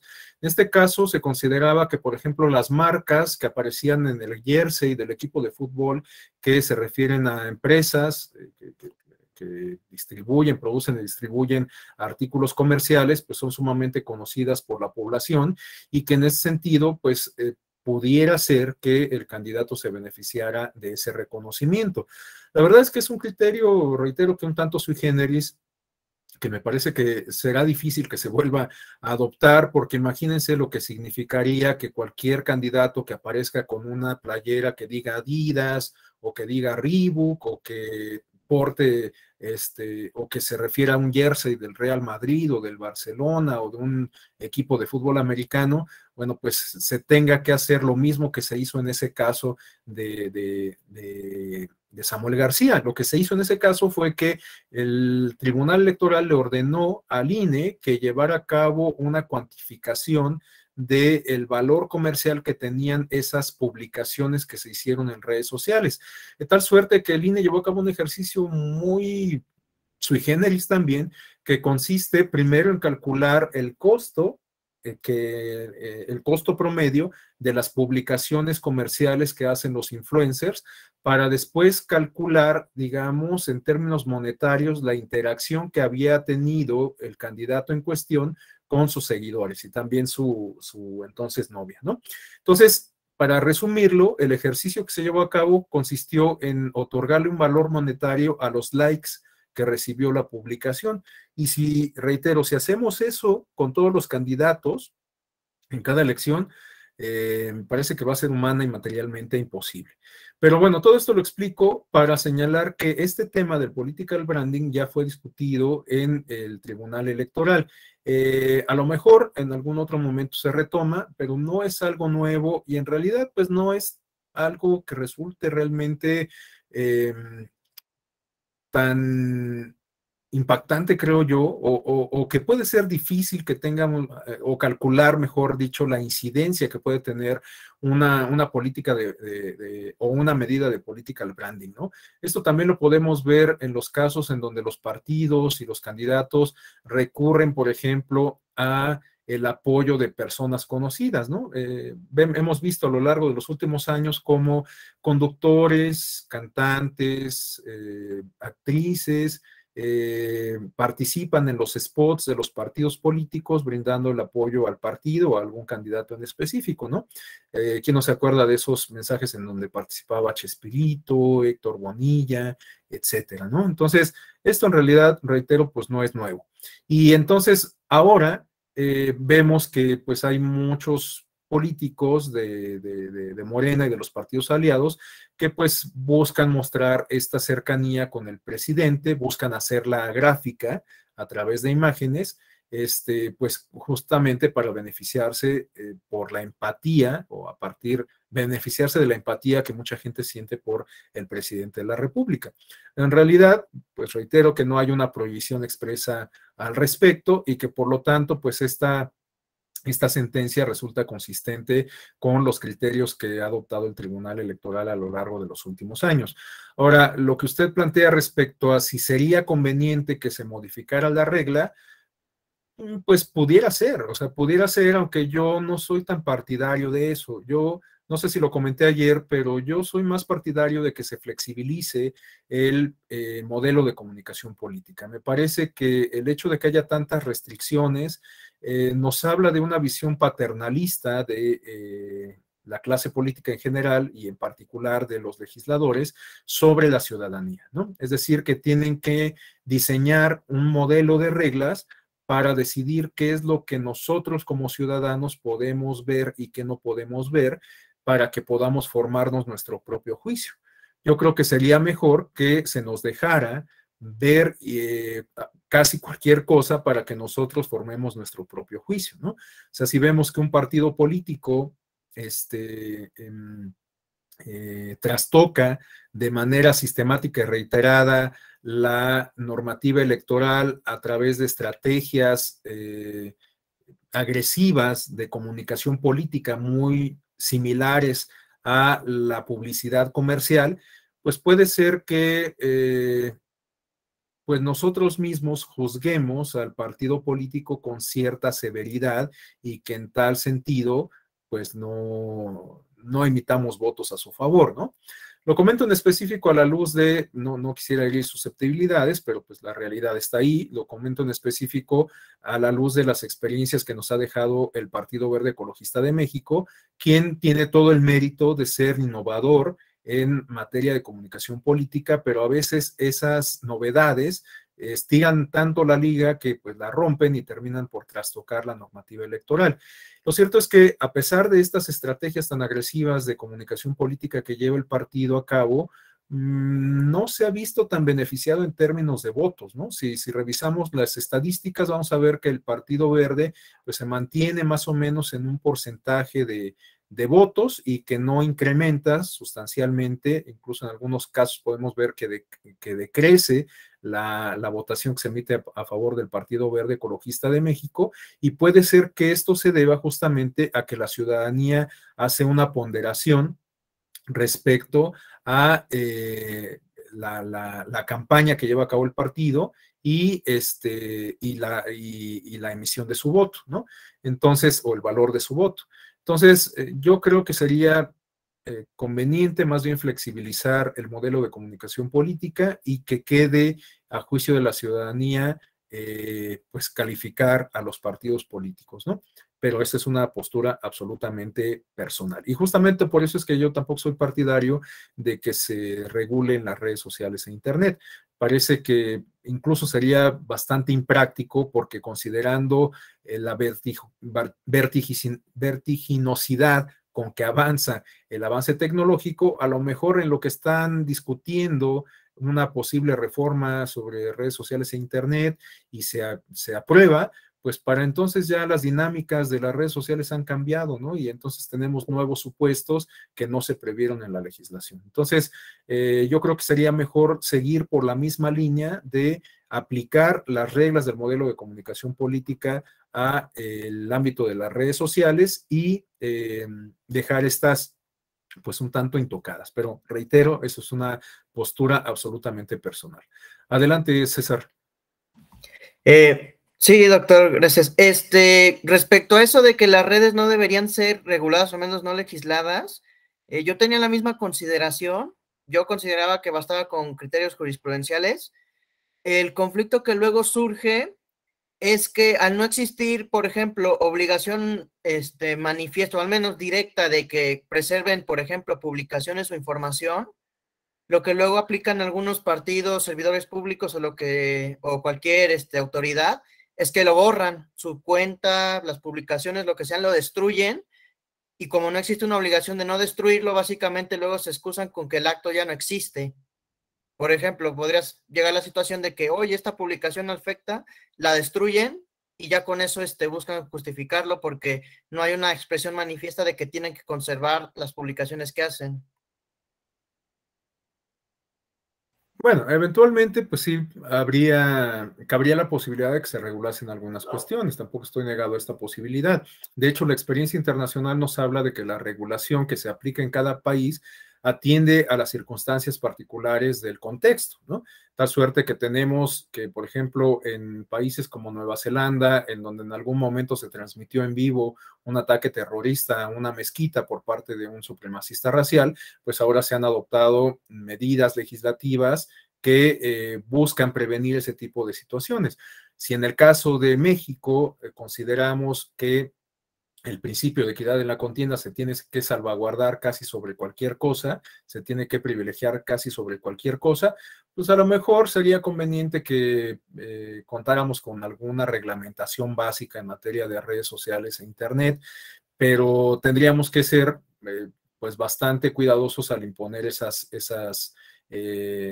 prohibiciones, porque si no, pues quizás hasta iríamos en contrasentido de la naturaleza de los propios medios, ¿no? Que se refieren a, entre otras cosas, a la horizontalidad de la comunicación. No sé, es una discusión sumamente interesante.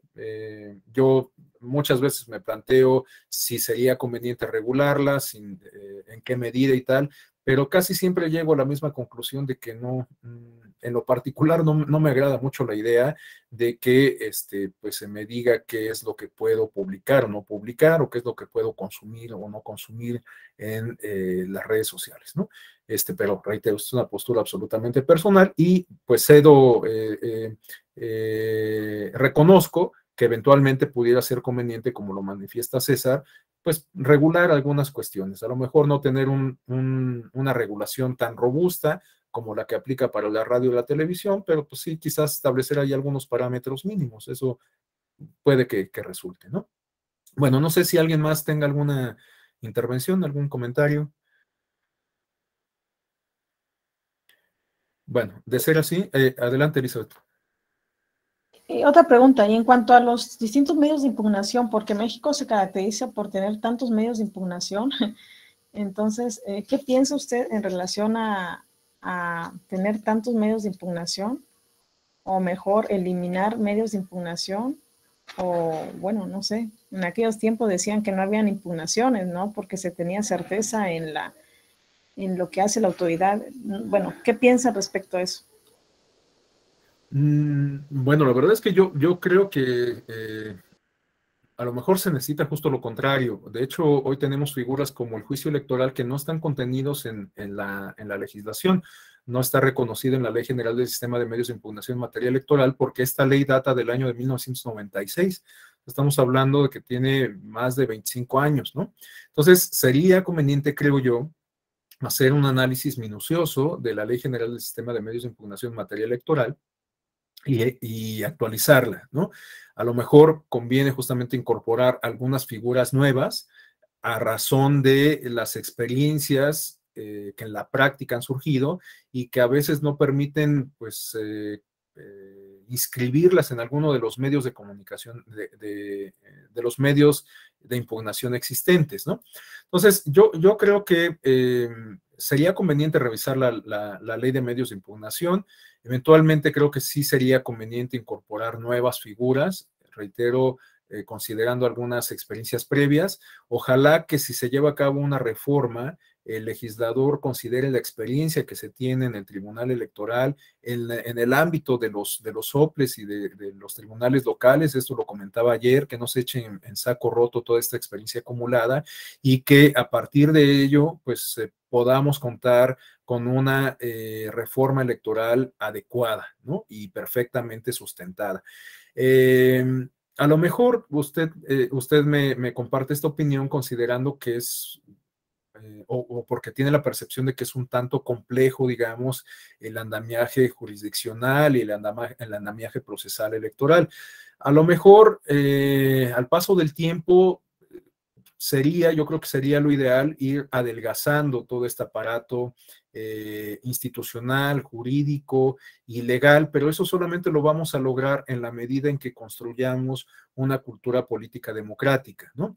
Yo siempre he dicho que la gran cantidad de asuntos que resuelven los tribunales electorales, en particular el federal, lo podemos leer a partir de dos posturas. Una es que hemos avanzado en términos de institucionalidad y entonces ahora los actores políticos prefieren canalizar todas sus disputas por la vía institucional y por eso recurren a los tribunales electorales, ¿no?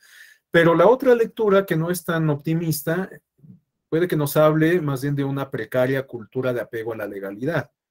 O sea, si las reglas ya están ahí, y hay tantas denuncias y hay tantas sanciones, pues a lo mejor lo que nos hace falta es más bien avanzar en el cumplimiento y no tanto en el castigo, ¿no? Es decir, en justamente construir esta cultura política que pase por una cultura de apego o una subcultura de apego a la legalidad, porque pues esa parte es clave, no solamente para la materia electoral, sino pues para la vida social y política de México. O sea, la impunidad es un fenómeno que se explica en buena medida justamente por el desapego que hay a la ley y por esta percepción de que no importa lo que hagas, no vas a tener ninguna consecuencia. Entonces, me parece que tendríamos que trabajar en esa parte, pero pues igual, o sea, no podemos esperar a que pasen 3 o 4 generaciones para llegar a eso y que pues ahorita descuidemos el andamiaje que tenemos. Yo creo que hay que conservar lo que tenemos en términos de institucionalidad, pero ir trabajando en esta parte, digamos, como más simbólica, significativa, etcétera. Es lo que podría comentar al respecto, Elizabeth.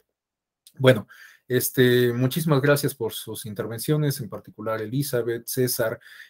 Muchas gracias a todas y a todos por su atención. Espero que pues lo que hayamos comentado en estas 2 sesiones les resulte de utilidad, que cumpla con sus expectativas y con los objetivos que se trazaron al inscribirse en este diplomado. Les deseo mucho éxito, que lo concluyan de manera muy satisfactoria. Seguramente nos volveremos a encontrar en otras actividades de la Escuela Judicial Electoral. Yo quedo a sus órdenes. Les deseo muy buen día. Hasta la próxima. Hasta luego, doctor. Muchas gracias, maestro. Buenos